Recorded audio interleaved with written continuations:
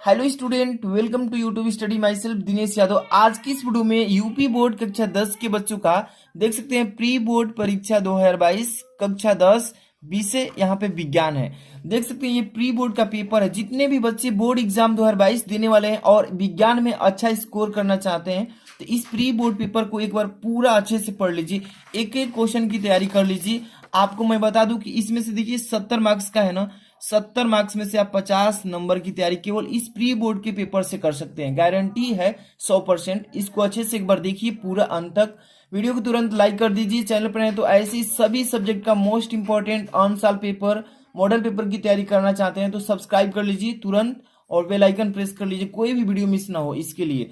यहाँ पर देख सकते हैं, यहाँ पे मैंने जो ये प्री बोर्ड का पेपर है विज्ञान का, इसका मैं एक वीडियो बना भी चुका हूँ। यानी कि इसमें देखिए 3 खंड होंगे। पहला जो है फिजिक्स का होगा और इसके बाद दिखा देता हूँ। यहाँ पे दिख रहा है, यहाँ पे खंड जो ख है ये केमिस्ट्री का क्वेश्चन है और यहाँ पे दिख रहा है जो खंड ग है ये बायो का है। तो देखिए इस वीडियो में हम तो जो केमिस्ट्री का खंड ख है इसका सोल्यूशन करने वाले हैं। एक एक क्वेश्चन को करेंगे, 5 नंबर, 6 नंबर, 7 नंबर और 8 नंबर तक करेंगे। इसके बाद नेक्स्ट वीडियो में खंड ग है जो कि बायो का, एक एक क्वेश्चन को हम उसमें भी करेंगे।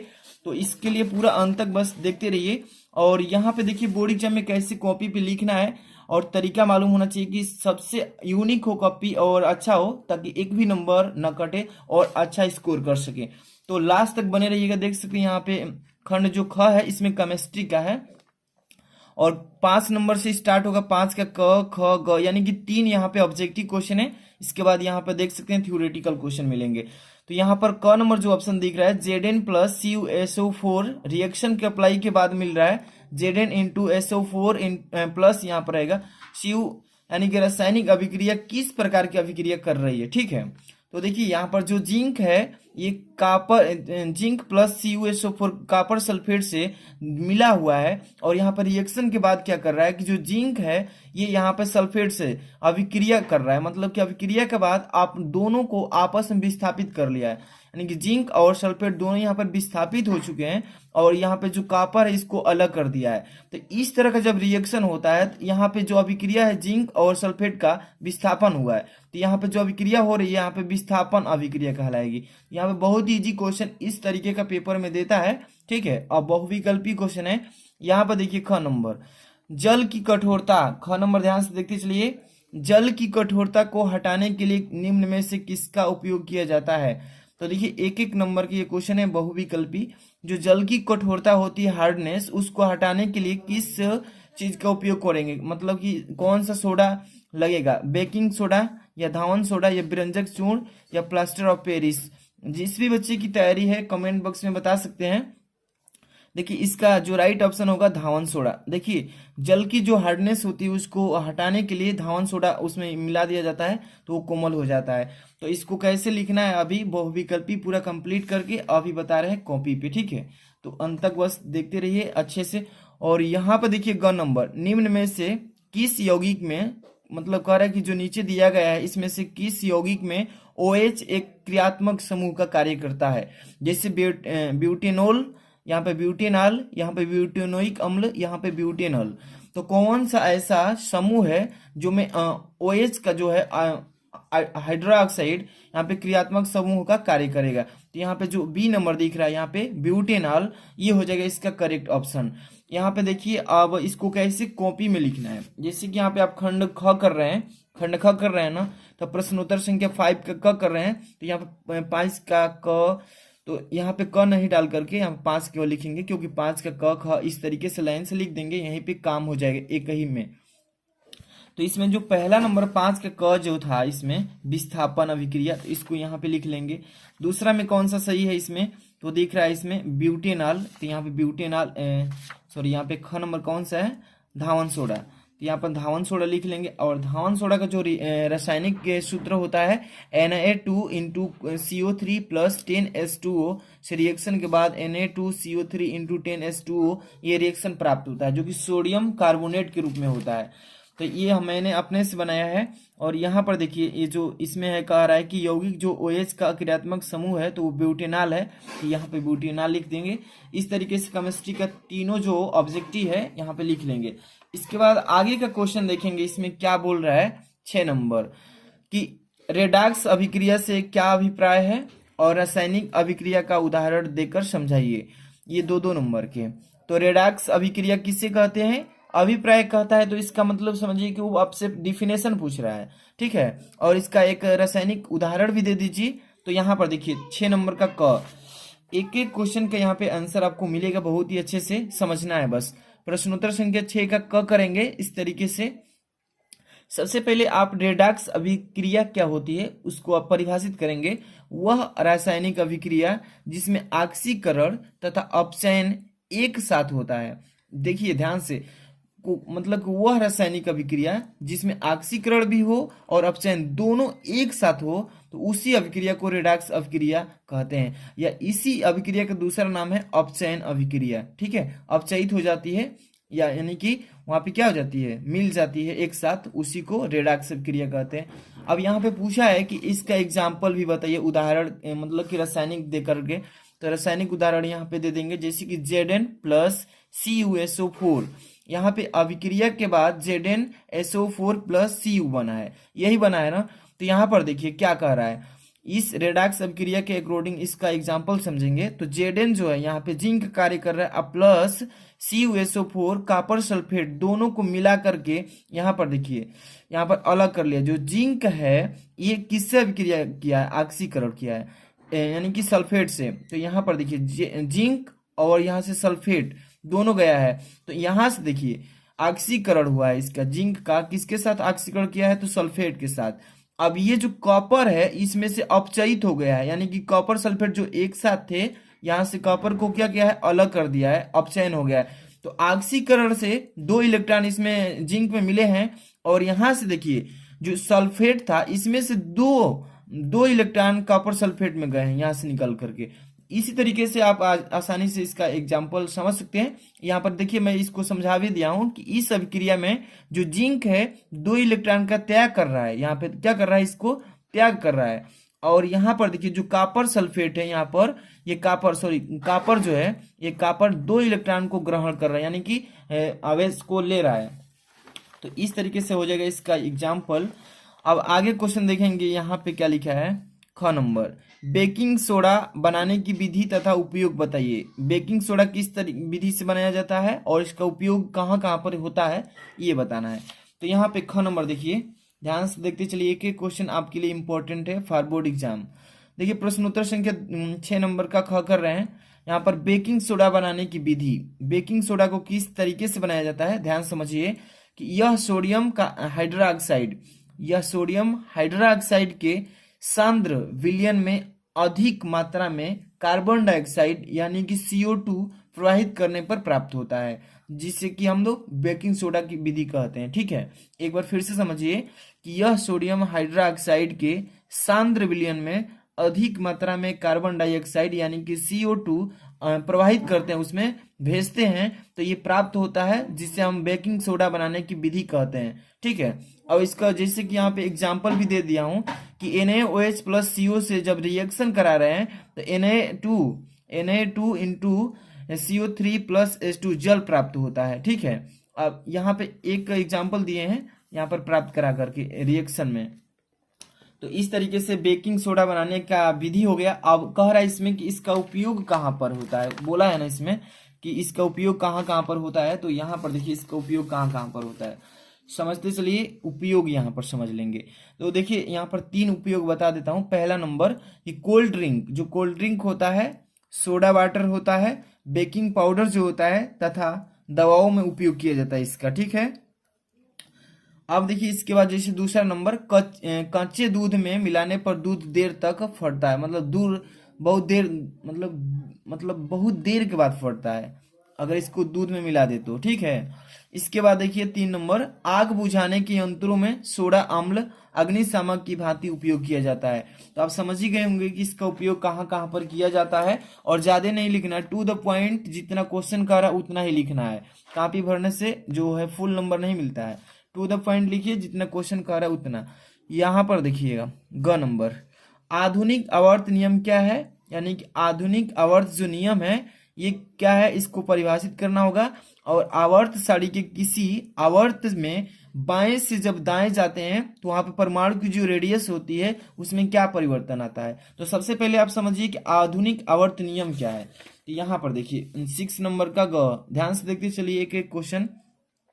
आधुनिक आवर्त नियम यहाँ पे हेडिंग डाल लेंगे और लिखेंगे, मतलब जो नियम है उसका वही लिखेंगे कि तत्वों के भौतिक, जो हमारे तत्व है मेटल, उसके भौतिक व रासायनिक गुण उसके परमाणु क्रमांकों के आवर्ती फलन होते हैं, जिसे हम आधुनिक आवर्त नियम कहते हैं। एक बार अच्छे से समझिए इसको कि जो हमारे तत्व हैं जितने भी, उस तत्वों के भौतिक यानी कि जो हमारा physical properties and chemical properties यानी कि भौतिक गुण और रासायनिक गुण उसके परमाणु क्रमांकों के आवर्ती फलन होते हैं, जिसे हम आधुनिक आवर्त नियम कहते हैं। ठीक है, अब देखिए उसमें पूछा है, उसी क्वेश्चन में एक और बात पूछा है इसमें कि आवर्त सारणी के किसी आवर्त में, जो आवर्त सारणी बनाई गई है उस आवर्त सारणी के किसी आवर्त में, कोई भी एक आवर्त ले लीजिए, उस आवर्त में जब बाएं से हम दाएं जाते हैं तो जो परमाणु की त्रिज्या होती है वहां पे क्या परिवर्तन आता है।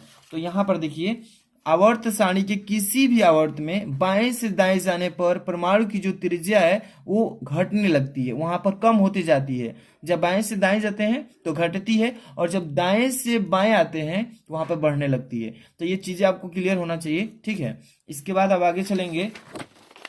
यहाँ पे 7 नंबर क्वेश्चन दिख रहा होगा आपको, क्या लिखा है यहाँ पे, निम्नलिखित का IUPAC नाम लिखिए। और पेपर में हर साल पूछता है। यहाँ पे 2 नंबर का है, 2 क्वेश्चन दिया है अ और ब करके, एक एक नंबर का दोनों है। ठीक है, तो दोनों काफी इंपॉर्टेंट है, पहले आपको समझना चाहिए। देखिए ये संरचना दिया है यहाँ पे, और इसी संरचना के अकॉर्डिंग इसका आपको IUPAC नाम लिखना है। तो सबसे पहले देखिए यहाँ पे लिखा है, इसका संरचना से आपको समझ में आ जाना चाहिए।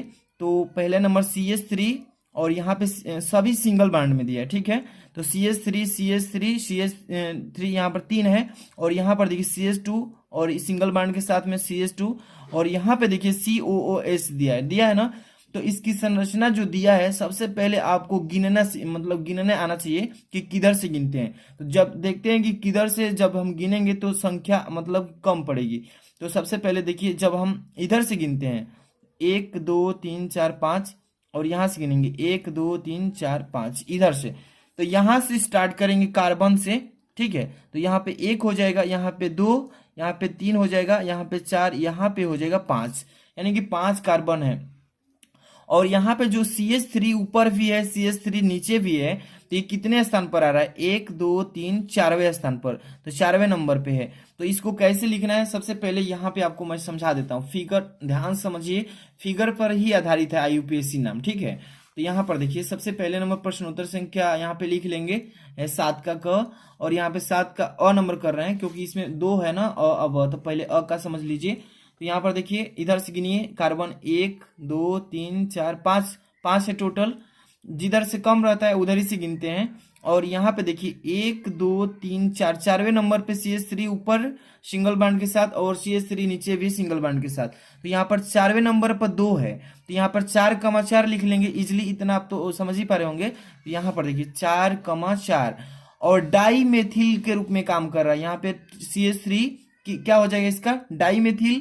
यहाँ पर देखिए COOH, यहाँ पर एक पेंटोनोइक एसिड है, तो यहाँ पर लिख लेंगे इजिली 4,4 डाई मेथिल, एक प्रोपेनाइक अम्ल यानी कि एसिड हो जाएगा। तो यहाँ पर प्रोपेनोइक अम्ल, इस तरीके से कर लेंगे। यहाँ पे ब नंबर देखिए, यहाँ पर क्या लिखा है, CH3 single bond CH2 CH2OH, यहाँ पर एक और मतलब Cl क्लोरीन के साथ जुड़ा है। तो यहाँ पर देखिए इसका क्या लिखेंगे, तो सबसे पहले इस इधर से काउंटिंग कीजिए, यहाँ पे कार्बन 1 2 3 4, ठीक है, इसमें भी है।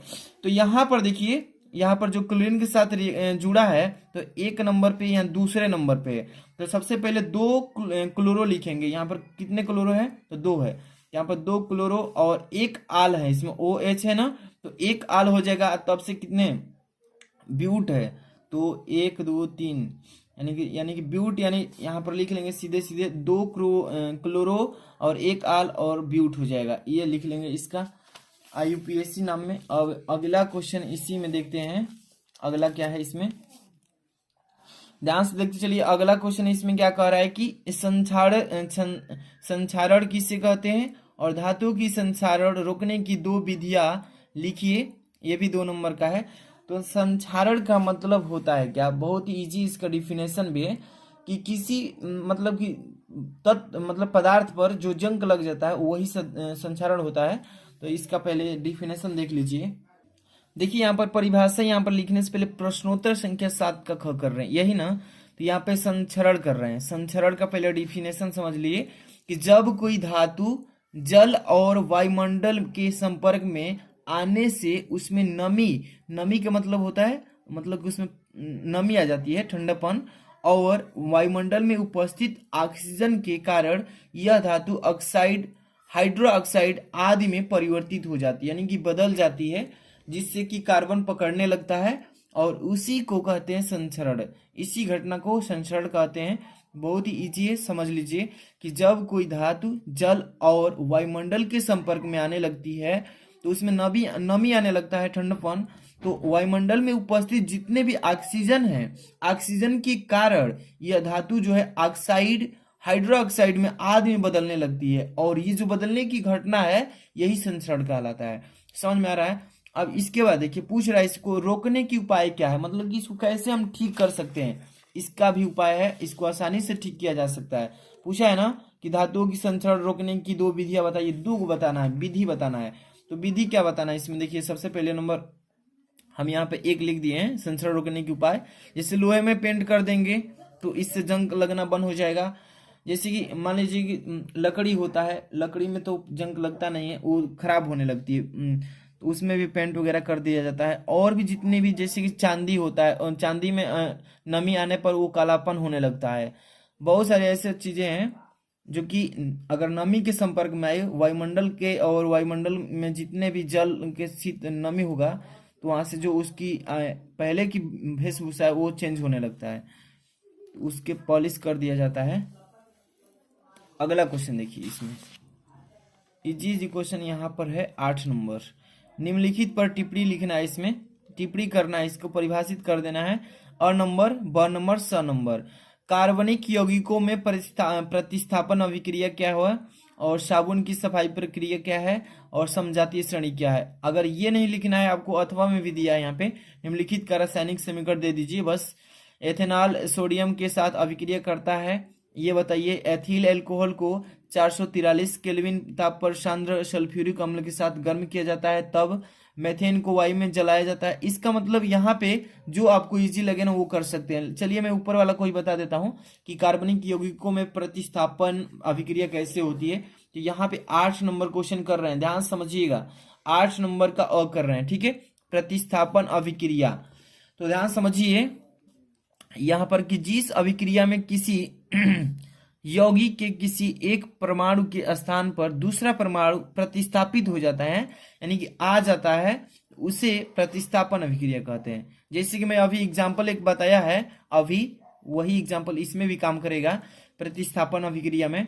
तो यहाँ पर कह रहा है कि जिस अभिक्रिया में किसी यौगिक के, कोई भी यौगिक हो, और किसी यौगिक के किसी एक परमाणु के स्थान पर दूसरे परमाणु प्रस्थापित हो जाता है, उसे प्रतिस्थापन अभिक्रिया कहते हैं। जैसे एग्जांपल के अगर बात करें तो H2SO4 प्लस Zn, जब इसको एक साथ मिलाया जा रहा है तो H2 जो है यहाँ पर देखिए H2 को हटा रहा है, यानी कि विस्थापित कर रहा है अलग, और यहाँ देखिए Zn के साथ SO4 से क्या कर रहा है, यहाँ पे प्रतिस्थापित कर रहा है, दोनों को एक साथ मिला रहा है, और H2 को अलग कर दिया है। तो इस तरीके से जो अभिक्रिया हो रहा है ये अभिक्रिया कहलाएगा प्रतिस्थापन अभिक्रिया, ठीक है। अगला क्वेश्चन इसी में क्या बोला है, ध्यान समझिए, साबुन की सफाई प्रक्रिया। तो साबुन की सफाई प्रक्रिया देखिए यहाँ पे लिख लेंगे। साबुन उच्च वसीय अम्लों, जैसे साबुन जो होता है उच्च वसीय अम्ल का बना होता है, जैसे कि पायरिमिटिक अम्ल, स्टीयरिक अम्ल आदि के सोडियम या पोटेशियम लवण होते हैं, जिसे क्या बोलते हैं, साबुन। तो यहाँ पर देखिए पूछा इसमें क्या है, कहाँ गया, इसको एक बार फिर से देख लेते हैं। हाँ, साबुन की सफाई प्रक्रिया बस बताना था। जैसे कि यहाँ पर इसका मतलब कि रासायनिक सूत्र C17S35 और COONA है, ठीक, इतना लिख देंगे हो जाएगा कंप्लीट, ज्यादा नहीं लिखना है इसमें। अगला इसी में क्वेश्चन क्या पूछा है, ध्यान से देखिए समजातीय श्रेणी किसे कहते हैं? समजातीय, हेडिंग लगा लेंगे 8 का स। और जितने भी बच्चे को इसका मतलब कि पीडीएफ चाहिए केमिस्ट्री के सोल्यूशन का, वीडियो के डिस्क्रिप्शन में जाएंगे तो वहां पे आपको टेलीग्राम का लिंक मिलेगा, वहीं पर जाकर के ज्वाइन हो जाइए टेलीग्राम, वहीं पे आपको मिल जाएगा, इसका पीडीएफ सेंड कर देंगे, ठीक है। और नेक्स्ट जो चैनल है उसको भी सब्सक्राइब कर लीजिएगा। देखिए समजातीय श्रेणी किसे कहते हैं? समजातीय श्रेणी यौगिकों का ऐसा श्रेणी है जिनको सामान्य सूत्रों द्वारा निरूपित किया जा सके, समजातीय श्रेणी कहलाता है। बहुत ही इजी, समझ लीजिए। जैसे कि इथेन हो गया, प्रोपेन हो गया, ऐसी ऐसी बहुत सारी श्रेणियां हैं आदि, ठीक है। तो इतना लिख देंगे, आपका कंप्लीट हो जाएगा, ज़्यादा नहीं लिखना है, ठीक है। तो यहाँ पे आपका जो केमिस्ट्री का टोटल क्वेश्चन जो है यहाँ पर तक खत्म हो गए। अथवा वाला भी अगर कहते तो अथवा वाला भी हो जाए, काफ़ी इंपॉर्टेंट है, इसको आप तैयार कर लीजिएगा। इसके बाद नेक्स्ट वीडियो हम लाएंगे खंड ग का, बायो का, ठीक है। तो जितने बच्चे कमेंट करना चाहते हैं कमेंट कर दीजिए खंड ग के लिए, और शेयर सब्सक्राइब कर लीजिएगा ताकि नेक्स्ट वीडियो आपको मिस ना हो, मिल जाए। मिलते हैं नेक्स्ट वीडियो में। Thanks for watching.